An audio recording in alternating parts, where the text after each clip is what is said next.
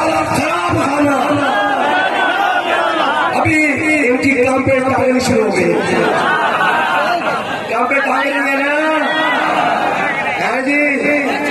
वो तब काम पे टांगती है जब कोई फिक्सिंग करके जनाब और फ्रेंडली मैच खेलने जाते हैं। हम फ्रेंडली मैच वाले नहीं हैं,